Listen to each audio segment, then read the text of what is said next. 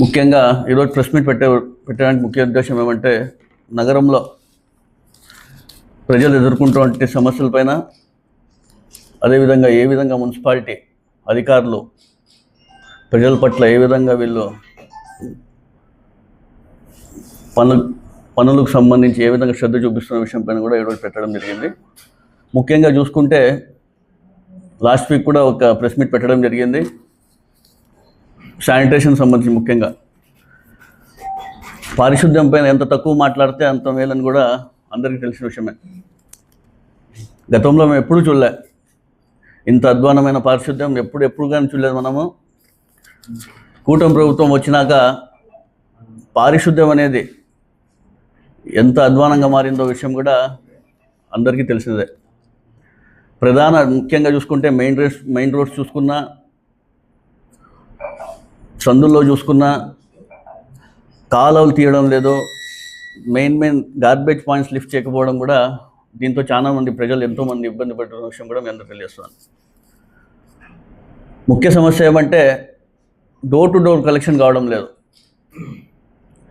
గతంలో చూసుకుంటే మన వైసీపీ ప్రభుత్వంలో క్లాప్ ఆటోలకు సంబంధించి ప్రతిరోజు ఇంటింటి చెత్త సేకరణ జరిగేది.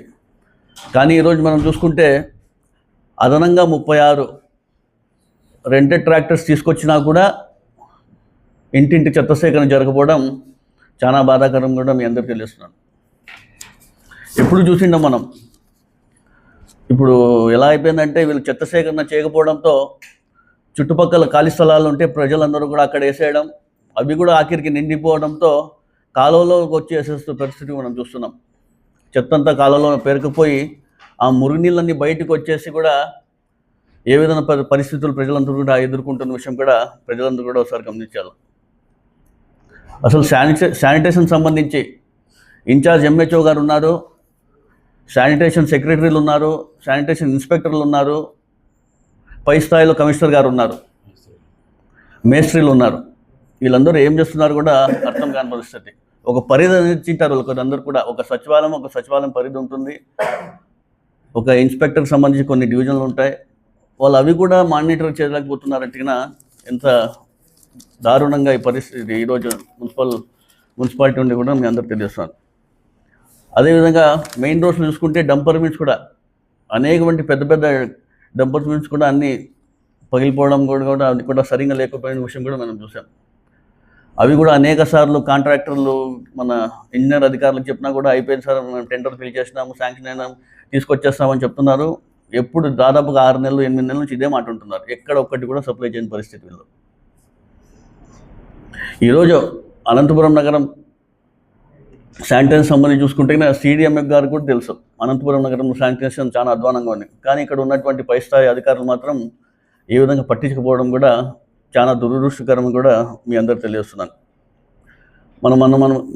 మనం చూసుకుంటే శ్రీకాకుళంలో శానిటేషన్ సంబంధించి ఏ విధంగా ఇష్యూ జరిగిన విషయం కూడా అందరికీ తెలిసినదే, పారిశుద్ధ్యం పైన. అలాంటి పరిస్థితి అనంతపురం నగరంలో రాకూడదు అని చెప్పేసి మేము పదే చెప్తున్నా కూడా ఇక్కడ పట్టించుకొని పరిస్థితి లేదని తెలియజేస్తున్నాను. ఇక్కడ ఉన్నటువంటి ప్రజాప్రతినిధులు కావచ్చు, కూటమి నాయకులు ఏ విధంగా అసలు వీళ్ళకి కనపడుతుందో లేదో, పారిశుద్ధ్యం మీద అసలు వీళ్ళకి ధ్యాస ఉందో లేదో, చేపిద్దామని కొంచెమన్నా ధ్యాస ఉందో లేకుండా మాకు తెలియని పరిస్థితి. ఏమని చెప్తే మేయర్ కావచ్చు, వైఎస్ఆర్సీపీ పాలకవర్గం కార్పొరేటర్ కావచ్చు, మా పాలకవర్గం చెప్పినా ఇంకా నేను మరీ చెప్పాల్సిన అవసరం కూడా లేదు.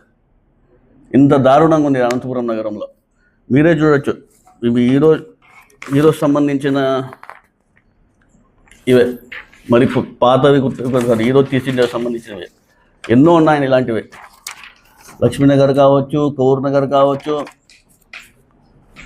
రాజు కలర్ ల్యాబ్ దగ్గరకు చూసుకుంటే అక్కడ కూడా చెత్త ఎత్తని పరిస్థితి. అంటే ఎంత దారుణంగా మెయిన్ సర్కిల్లో తీయకపోవడం కూడా ఎంత దారుణంగా ఉందో ఒకసారి గమనించాల. అదేవిధంగా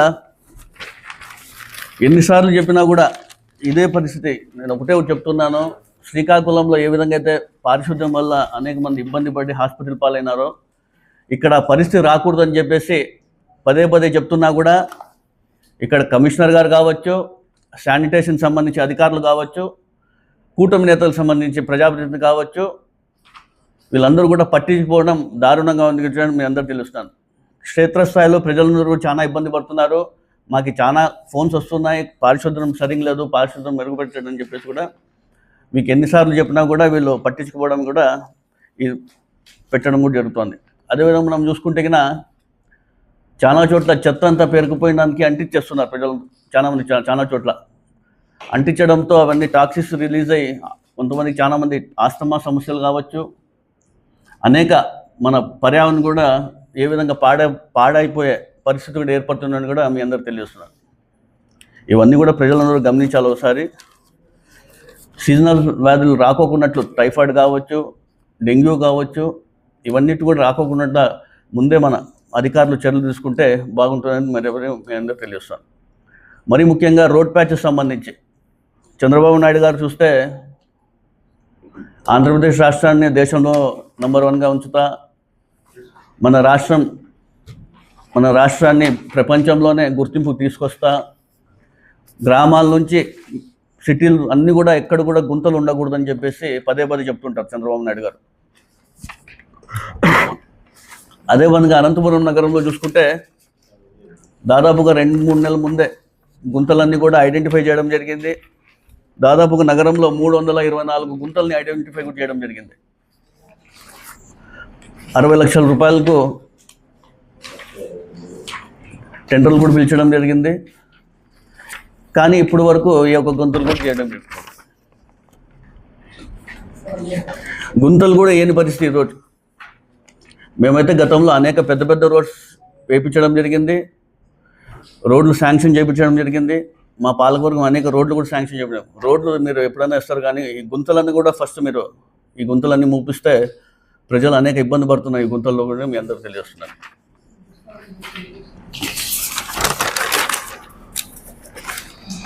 అదేవిధంగా ఇంకా ముఖ్యంగా టౌన్ ప్లానింగ్ సంబంధించి చూస్తే లాస్ట్ వీక్ నేను ఒక ప్రెస్ మీట్ పెట్టడం జరిగింది.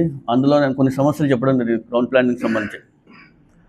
అనంతపురం నగరంలో టౌన్ ప్లానింగ్ అంటేనే మన రాష్ట్రంలోనే ఒక మంచి పేరుంది టౌన్ ప్లానింగ్ సెక్షన్కి అనంతపురం నగరంలో. ఏ అధికారులైనా ఇక్కడ అనంతపురం రావాలంటే అనంతపురం తప్ప ఎక్కడన్నా చెప్పండి, ఎవరైనా అధికారులు ఇక్కడ వచ్చినారా ఇంకా ఇక్కడ ఉండే కొంతమంది అధికారులు బెదిరించి పంపించే వరకు వదిలిపెట్టిన పరిస్థితి కూడా మనం చూసాం గతంలో. అనేక సమస్యలు టౌన్ ప్లానింగ్ సంబంధించి. ఈరోజు టౌన్ ప్లానింగ్ సంబంధించి నగరంలో ప్రజలందరూ చాలా ఇబ్బంది పడుతున్నారు. మా దగ్గర అన్ని అప్రూవల్ ఉన్నా, అన్ని అధికారికంగా అన్ని అప్రూవల్స్ కరెక్ట్ ఉన్నా కూడా మేము ఈరోజు కొంతమంది నేతలు ఇంటికి వెళ్ళి అక్కడి నుంచి అప్రూవ్ అయినాకే మాకు ఇక్కడ అన్ని కట్టుకోవడానికి వీళ్ళ అధికారులు మాకు పర్మిషన్ ఇస్తున్నారంటే ఎంత దౌర్భాగ్య పరిస్థితుల్లో ఒకసారి మేము గమనించాలి. సొంత ఇల్లు కావచ్చు, సొంత భవనం కట్టుకోవాలన్నా కూడా ప్రతి ఒక్క అప్రూవల్స్ ఉంటాయి వాళ్ళ దగ్గర. అయినప్పటికీ కూడా కూటమి ప్రభుత్వానికి సంబంధించిన కొంతమంది నేతలు ఇంటికి వెళ్ళి వచ్చినాకే మీరు ఇల్లు ప్రారంభించుకోవాలని చెప్పేసి అధికారులు హుకుం చేస్తున్న విషయం కూడా ప్రజలందరూ కూడా ఒకసారి గమనించాలి. నేను లాస్ట్ వీక్ కూడా మీకు ప్రెస్ మీట్లో చెప్పడం జరిగింది. పెట్టిన తర్వాత కూటమి నాయకులకు సంబంధించి కొంతమంది నేతలు ఆధారాలు ఉంటే మాట్లాడాలని చెప్పేసి మాట్లాడడం జరిగింది. అనంతపురం నగరంలో జరిగినటువంటి ఆధారాలు ఎన్ని కావాలో చెప్తే దాన్ని చూపిస్తాను. ఆధారాలు ఉంటే మాట్లాడాలా, ఆధారం లేకుండా మీరు మాట్లాడుతున్నారు, మాపై నిందలు వేస్తున్నారని చెప్పేసి మొన్నటి రోజున టీడీపీ నాయకులు నాపైన మాట్లాడడం జరిగింది.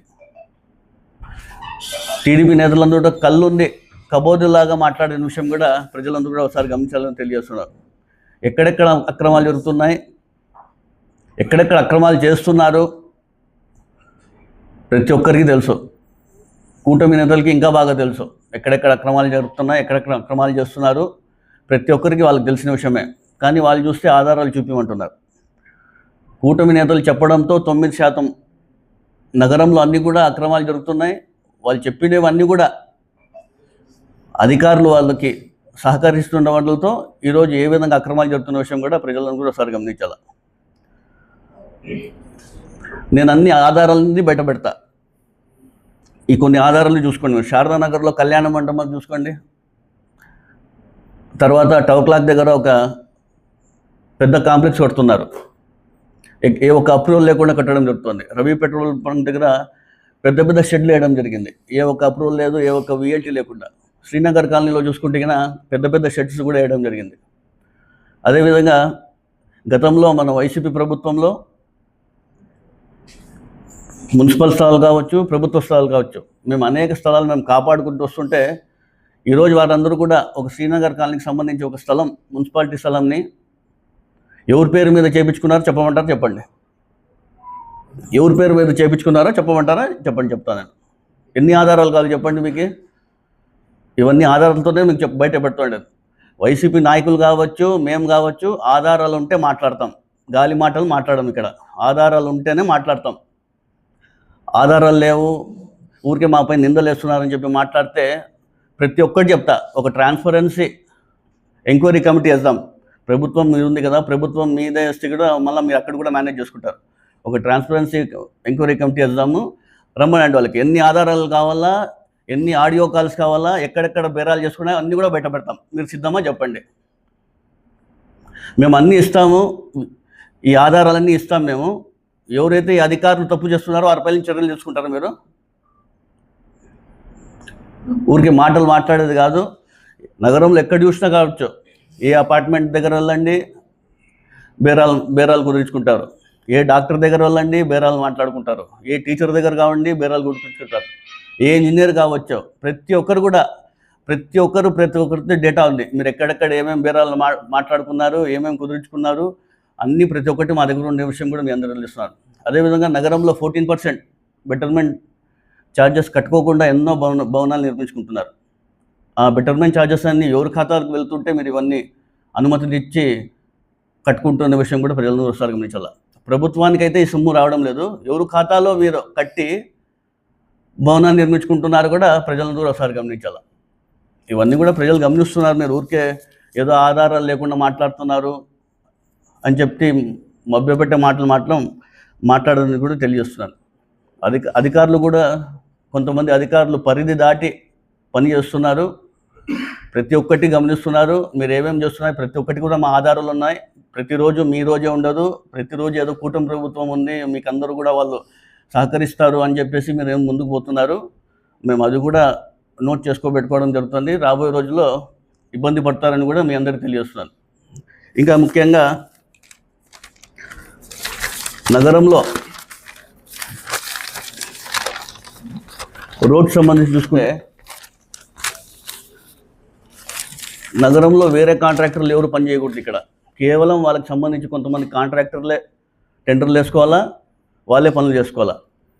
ఈరోజు అనంతపురం నగరంలో శ్రీనగర్ కాలనీకి సంబంధించి ఒక పార్క్ ఉంది. దాదాపుగా 65 లక్షల రూపాయలతో 4 రోజుల కింద పని ప్రారంభించడం జరిగింది. మళ్ళీ బేరాలు కుదరలేదో ఏమో కాదు, ఇక్కడ ఉన్నటువంటి స్థానిక ప్రజాప్రతినిధి పిఏ ఫోన్ చేసి పని ఆపమంటాడంట. మేమందరం కూడా పని జరగాల, ప్రజలకు ఇబ్బంది పడకూడదు, పని చేయాలని చెప్పేసి మేము వెంటబడుతుంటే అధికారులకు జరిగే పనులకు వీళ్ళు పనులు ఆపమంటుంటే ఎంత దౌర్భాగ్యం ఉన్నారో వీళ్ళని కూడా ఒకసారి గమనించాలి. ఎన్నో రోజులు పెండింగ్ ఉన్నారు. అక్కడ ఆ గోడ పడిపోయింది, ఆ పార్క్లో చాలా మంది ఇబ్బంది పడుతున్నారని చెప్పి అనేక సార్లు మేమే అక్కడ అంతా మా పాలకవర్గం వెళ్ళి మేము శాంక్షన్ చేయించడం జరిగింది 65 lakhsతో. చేయించిన తర్వాత అది వాళ్ళకు వెంటబడి పని చేయించి స్టార్ట్ చేసినాక పని మొదలైన తర్వాత 4 రోజులకి పని ఆపమని పిఏ గారు ఫోన్ చేసి చెప్తారంట. ఆయనకి ఏం సంబంధం? ఆయనకి పిఏ గారు అధికారులకు ఫోన్ చేసి బెదిరిస్తున్నాడు. ఆయన ఇప్పుడే అభివృద్ధి లేదు అని చెప్పేసి ఇక్కడ అందరూ ప్రజలు ఉంటే జరిగే పనులకు వీళ్ళు అడ్డం పడుతుంటే ఎంత దారుణంగా పరిస్థితి ఉండగా ఒకసారి గమనించాలి. అదేవిధంగా స్థానిక ప్రజాప్రతినిధి ఇంటి ముందర 1 కోటి రూపాయలతో 15 ఫైనాన్స్లో శాంక్షన్ అయితే జనవరి 1వ తారీఖున భూమి పూజ చేశారు. అది కూడా వెట్ మిక్స్ కూడా పని పూర్తి కాలేదు. దాదాపుగా 2.5 నెలలు అయితే ఇప్పుడు కూడా పని పూర్తి కాలేదు. పనులన్నీ మీకే కావాలా, మీ కాంట్రాక్టర్లకే, కానీ పనులు మాత్రం చేయని పరిస్థితి. వేరే కాంట్రాక్టర్ మాత్రం ఇక్కడ వచ్చి టెండర్ వేసినా కూడా బెదిరించి మనకు రానికున్నట్లు చేస్తారు. పనులు వండి చేయమంటే కూడా అవి కూడా చేయరు. ఆ గుల్జార్పేటలో చూసుకుంటే కూడా దాదాపుగా 3-4 నెలలు అవుతుంది. రంజాన్ నెల వచ్చేసి అనేక సార్లు చెప్పడం జరిగింది. ఏం అధికారులు కూడా నిద్రపోతున్నారా ఇక్కడ? ఏమన్నా గుల్జార్పేట పని అంత ఇబ్బంది పడుతున్నారు, అసలు పని చేయలేకపోతారు. ఆ హౌసింగ్ బోర్డులో చూసుకుంటే కన్నా దాదాపుగా 2-2.5 నెలల పని స్టార్ట్ చేసినారు, మొన్న కంప్లీట్ చేసినారు. అది మొదలు పెట్టడమో వదిలేయడం, ప్రజలు ఎట్లనా ఏమైనా ఇబ్బంది పడి అంత దారుణంగా ఉంది పరిస్థితి. ప్రజలందరూ కూడా ఒకసారి గమనించాలా. పనులు కేవలం భూమి పూజలు చేస్తారు తప్ప ఏ ఒక్క కార్యక్రమం కూడా ముందుకు పోని విషయం. ఏవో కొన్ని రోడ్లు చేస్తున్నారు, మధ్యలో ఆపేస్తున్నారు. అవి కూడా ఏదో బేరాలు కుదరలేడు, మాట్లాడుకుపోవడం. వీళ్ళకి సెట్ అయితే మళ్ళీ చేయమంటారు, లేదంటే అట్లా ఆపేయమంటారు. ప్రజలు ఏమన్నా కానివ్వండి అక్కడ. ఇవన్నీ కూడా ప్రజల దగ్గర ఒకసారి గమనించాలని కూడా పదే చెప్పడం జరుగుతుంది. మరి ముఖ్యంగా డంప్ యార్డ్ సంబంధించి చూస్తే అక్టోబర్ 2వ తారీఖున గాంధీ జయంతి రోజున అయిపోతుందని చెప్పేసి మంత్రి నారాయణ గారు వచ్చినప్పుడు కూడా చెప్పడం జరిగింది. ఇక్కడ స్థానిక ఎమ్మెల్యే గారు కూడా అయిపోయి మేము తరలిచ్చేస్తాం, ఇక్కడ పార్క్ చేసేస్తాము అని చెప్పి అక్టోబర్ 2 చెప్పా. మళ్ళీ డిసెంబర్లో పూర్తవుతుందని చెప్పేసి పట్టాభి గారు వచ్చారు. అప్పుడు అది ఆయన కూడా చెప్పారు, అక్టోబర్ పై, నవంబర్ పై, డిసెంబర్ పై, మరి జనవరిలో వచ్చారు ఆయన. పట్టాభి గారు వచ్చారు, మళ్ళీ మార్చిలో అయిపోతుందన్నారు. ఇప్పుడు మార్చి కూడా స్టార్ట్ అయిపోయింది. దాదాపుగా అక్కడ 70-80 మంది లేబర్ పనిచేసేవాళ్ళం, ఇప్పుడు కేవలం 15 మంది పనిచేస్తున్నారు. ఎందుకంటే కన్నా మళ్ళీ వెనకాల ఏముందో, ఎవరి శక్తులు దీన్ని ఆపుతున్నారు విషయం కూడా నాకు తెలియని పరిస్థితి. ఒక మిషనరీ కూడా వెనక్కి తీసుకొని వెళ్ళిపోవడం కూడా జరిగింది. ఈయన చూస్తే అక్కడ పెద్ద పార్క్ చేసేస్తాను నేను, ఈ డంప్ యార్డ్ని తరలిచ్చేస్తాను అని చెప్పేసి దాదాపుగా గత జూన్ జూలై నుంచి చెప్తూనే అన్నాడు. 8-9 months 10 months అయిపోయింది ఇప్పటికీ.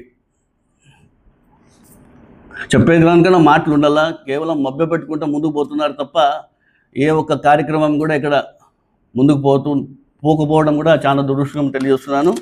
కేవలం మాటలకి పరిమితమైనారు తప్ప ఏ ఒక్క కార్యక్రమం కూడా ముందుకు పోవడం. అధికారులు కూడా నేను చెప్తున్నాను, శానిటేషన్ మెరుగుపరచండి, లేదంటే కూడా సీజనల్ వ్యాధులు వచ్చే అవకాశం ఉంటుంది. మీరు అందరూ కూడా ధ్యాస పెట్టి శానిటేషన్ని మెరుగుపరచాలని తెలియజేసుకుంటున్నాను.